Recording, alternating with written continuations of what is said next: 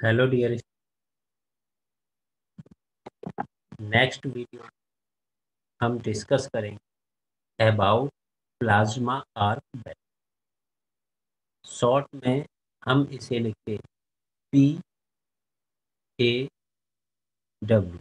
Plasma arc welding. तो यहाँ सबसे पहले कंटेंट्स देखते हैं हम क्या क्या डिस्कस करेंगे। फर्स्ट पार्ट हमारा इंट्रोडक्शन पार्ट होगा, how plasma welding works, equipment कौन कौन से यूज होते हैं, वेल्डिंग मोड्स कौन कौन से हैं,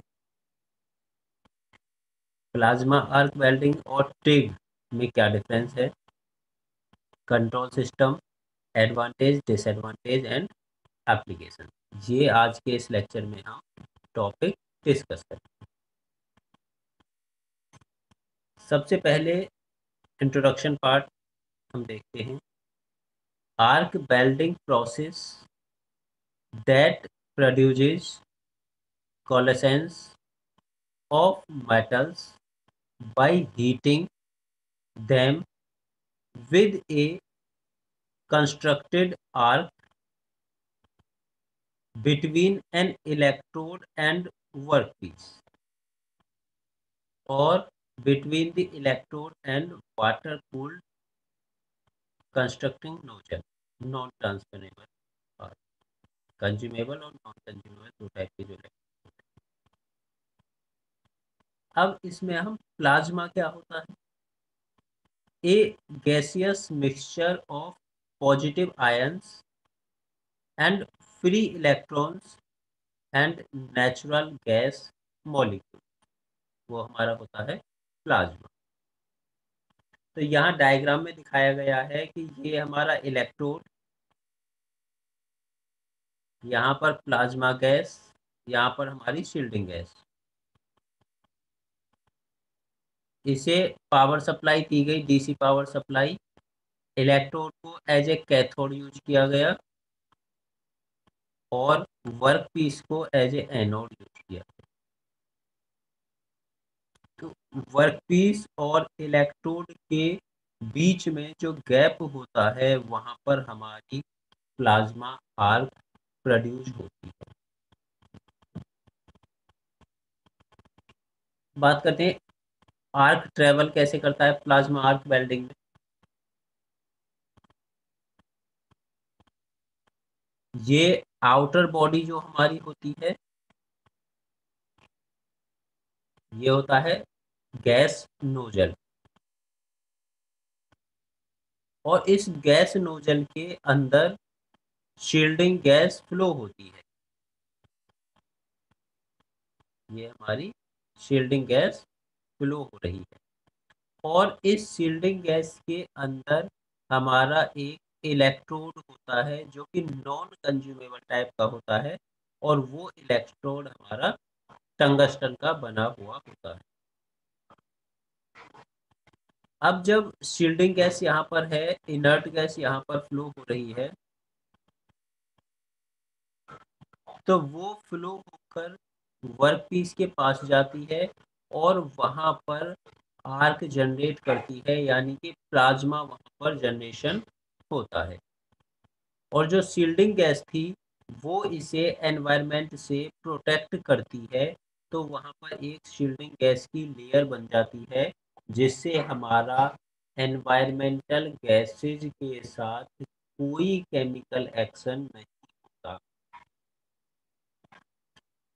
ये बेस मेटल हमारा, और इस बेस मेटल को वेल्ड मेटल के साथ हमें वेल्ड करना होगा। तो इन दोनों के जॉइनिंग स्पेस पर एक वेल्ड पूल बनता है, वेल्ड पूल बोलते हैं। जो मोल्टन मेटल है, जो मोल्टन गैसेज हैं, वो मोल्ट करती हैं, मेल्ट करती हैं पीस को, और वहाँ पर सॉलिडिफिकेशन के बाद जो फॉर्म बनती है उसे बोलते हैं वेल्ड पूल। और मैनुअली इसमें हम वेल्डिंग रॉड को इंसर्ट कराते रहते हैं। How plasma welding works. First of all, what is plasma? gas which is heated to an externally high temperature and ionized so that it becomes electrically conductive. Plasma arc welding process uses this plasma to transfer an electric arc to the workpiece. The metal to be welded is melted by intense heat of the arc and fuses together. तो high temperature पर heat हमारी gas हमारी heat होती है और ionised हो जाती है और वो इलेक्ट्रिकली कंडक्टिव फॉर्म में कन्वर्ट हो जाती है।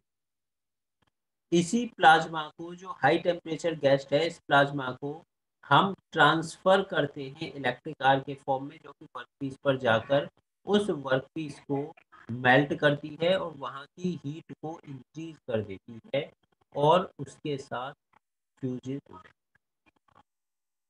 ऑब्जेक्टिव क्या है हमारा प्लाज्मा आर्क वेल्डिंग का? To increase the energy level of the arc plasma is controlled manner in a controlled तो एनर्जी लेवल इंक्रीज कर देते हैं प्लाज्मा का।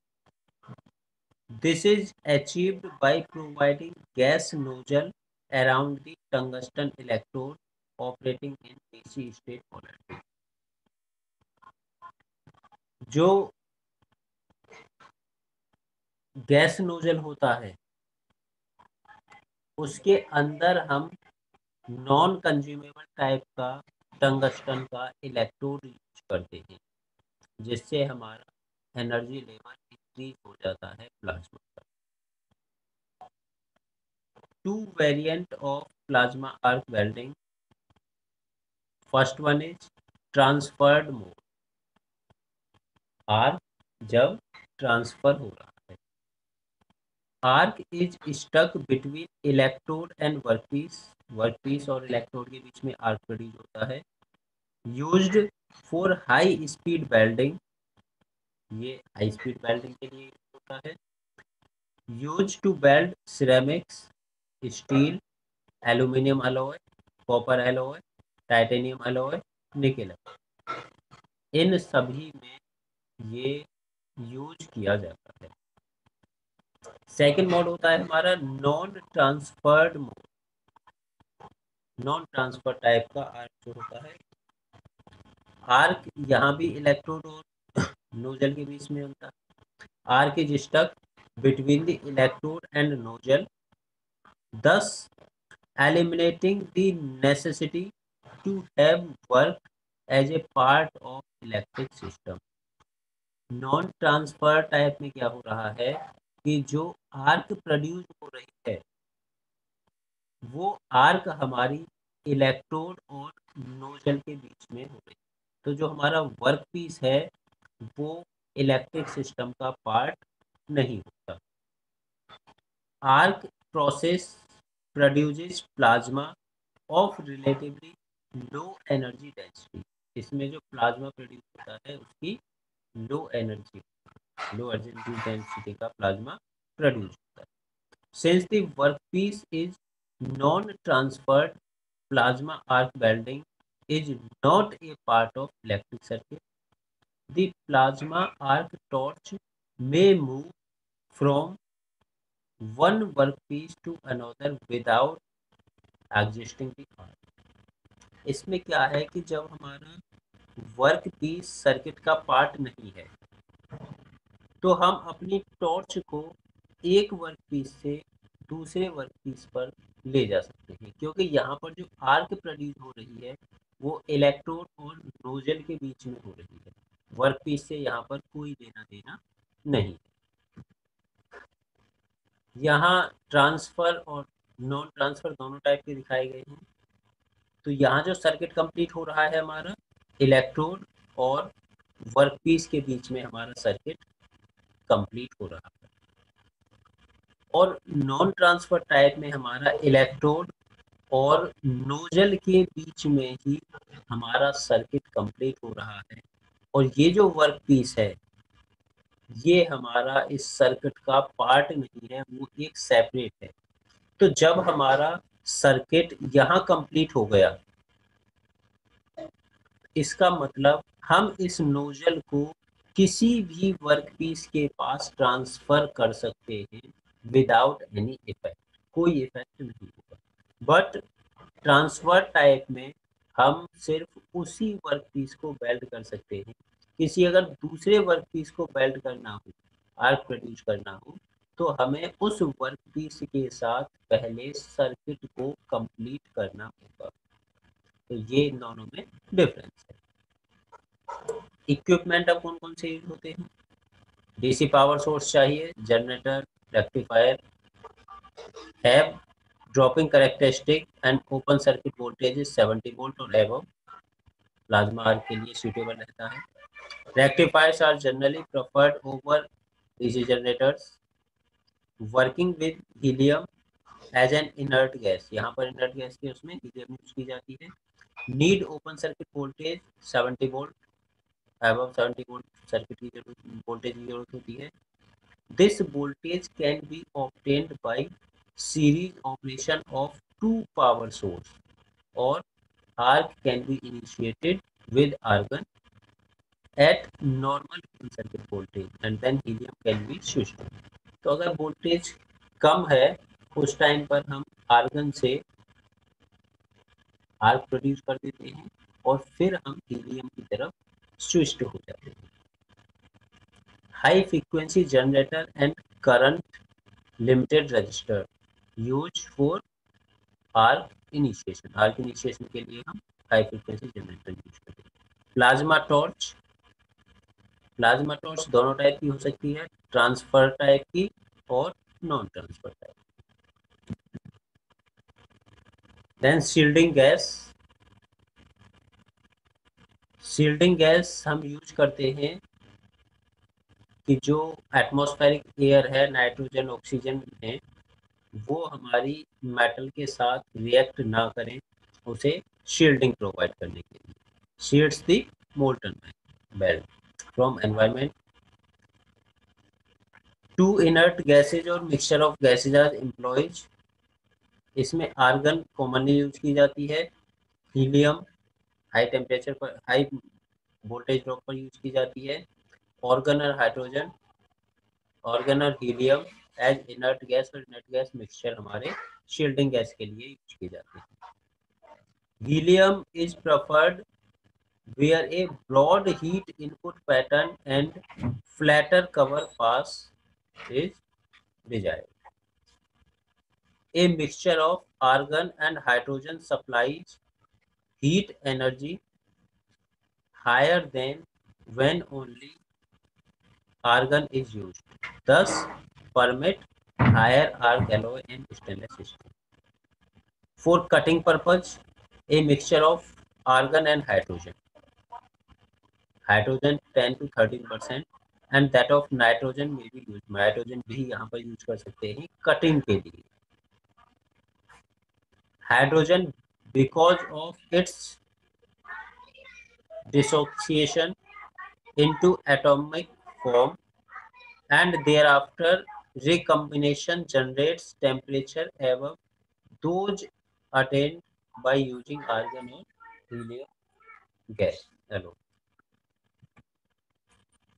वेल्डिंग पैरामीटर्स में करंट हमें चाहिए 50 to 350 एम्पियर, वोल्टेज रिक्वायर्ड होती है 27 से 31 वोल्ट, गैस फ्लो रेट हमारा 2 to 40 litre per minute, DC straight polarity normally use करते हैं एल्यूमिनियम को छोड़ के, water cooled copper alloy DC straight polarity as preferred.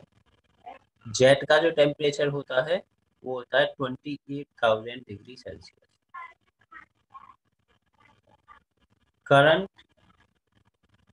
And gas decay control to close the keyhole properly while terminating the belt in the structure. Fixture to avoid atmospheric contamination of molten metal under mode of plasma arc welding, micro plasma welding. Micro plasma welding में current हमारा 0.1 ampere से 15 ampere, arc length हमारी 20 mm और 0.1 mm thick sheet को हम weld कर सकते हैं।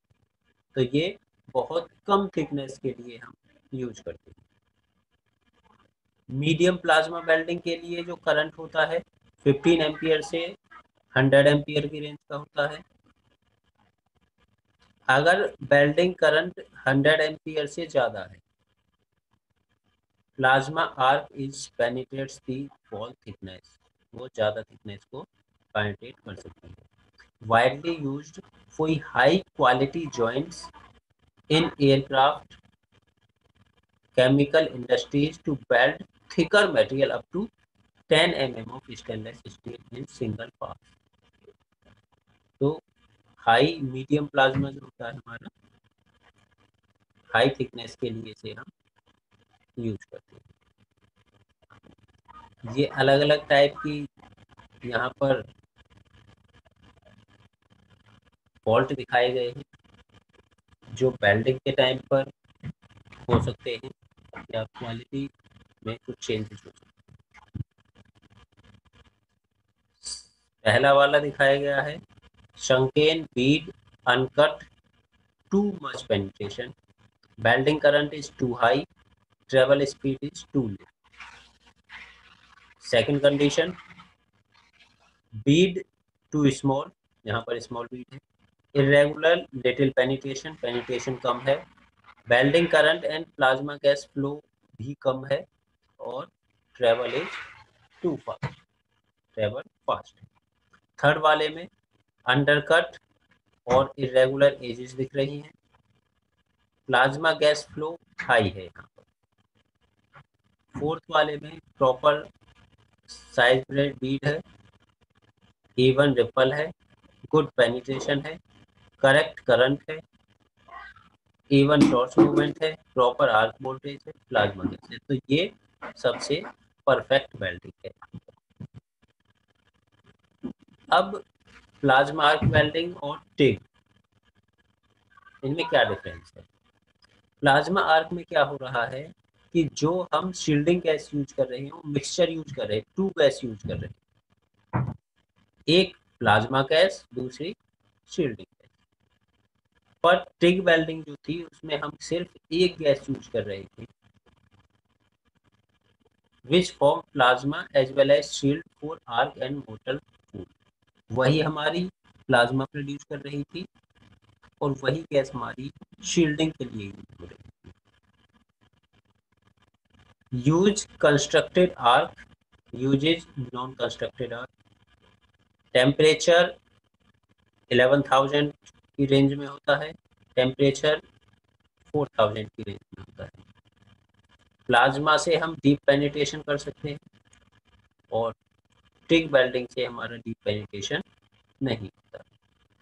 प्लाज्मा में कोई भी फिलर मटेरियल यूज नहीं कर रहे हैं, पर टंगस्टन में फिलर मेटल हम यूज करते हैं। प्लाज्मा वेल्डिंग का डिपोजिशन रेट ज़्यादा है, टंगस्टन वेल्डिंग का डिपोजिशन रेट कम है। जो हम इनर्ट गैस यूज करते हैं उसका कंजप्शन वेरी हाई है और यहाँ इनर्ट गैस का कंजप्शन वेरी लो है। ये कॉस्टली होती है, ये हमारी लेस कॉस्टली होती है। यहाँ पर कंट्रोल फ्लो सिस्टम दिखाया गया है,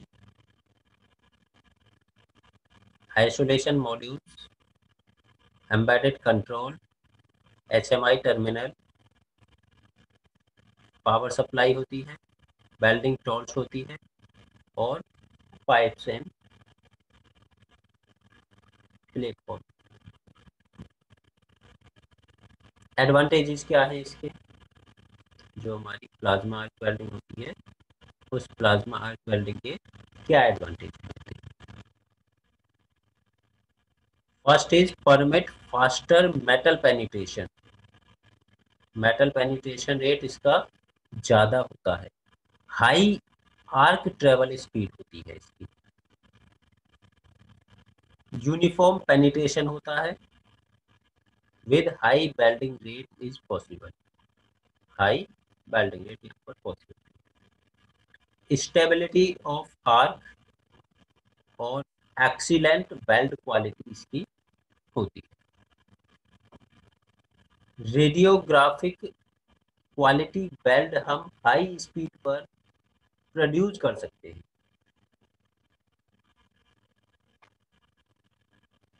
स्टील पाइप को, स्टील के जो पीसेज होते हैं उनको हाफ इंच की थिकनेस तक वेल्ड कर सकते हैं और स्क्वायर बट जॉइंट हम बना सकते हैं। ये सेमी ऑटोमेटिक और ऑटोमेटिक प्रोसेस के लिए यूज होती है। प्रोसेस बहुत फास्ट है और क्लीन है इसका।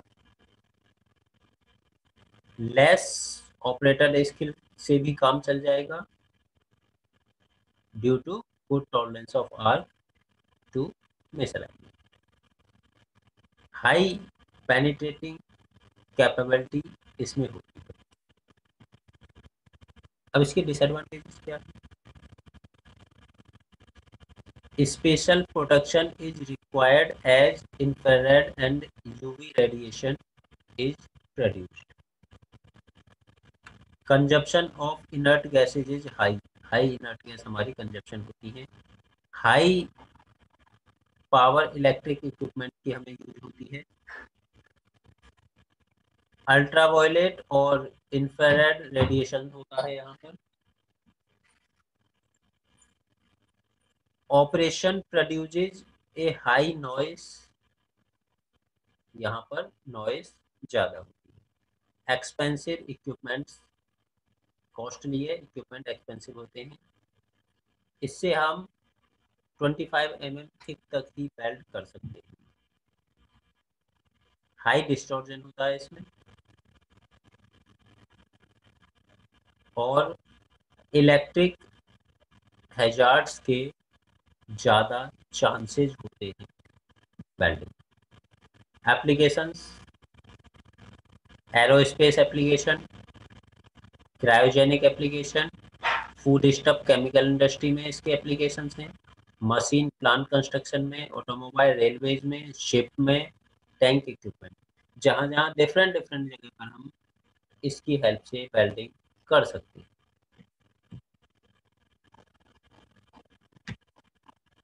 तो यहाँ तक हमारा ये कंप्लीट हो गया, plasma arc welding. Thank you.